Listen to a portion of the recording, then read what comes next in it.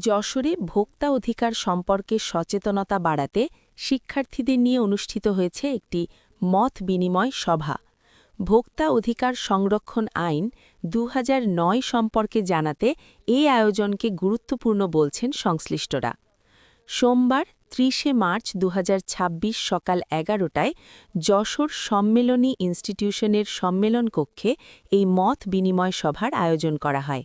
শিক্ষার্থীদের মাঝে ভোক্তা অধিকার বিষয়ে সচেতনতা বাড়ানোই ছিল অনুষ্ঠানের মূল লক্ষ্য।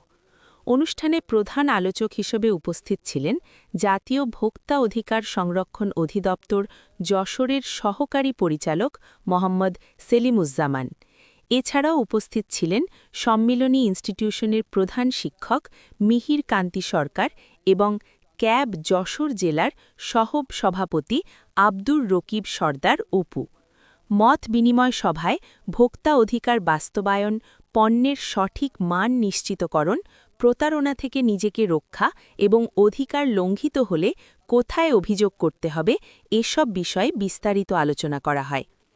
যেখানেই ভোক্তা অধিকার লঙ্ঘিত হবে সেখানেই আইন বাস্তবায়ন করা হবে। প্রধান আলোচক মোহাম্মদ সেলিমুজ্জামান শিক্ষার্থীদের উদ্দেশ্যে বলেন, সচেতন ভোক্তা হিসেবে নিজেদের অধিকার সম্পর্কে জানতে হবে এবং অন্যদেরও সচেতন করতে হবে।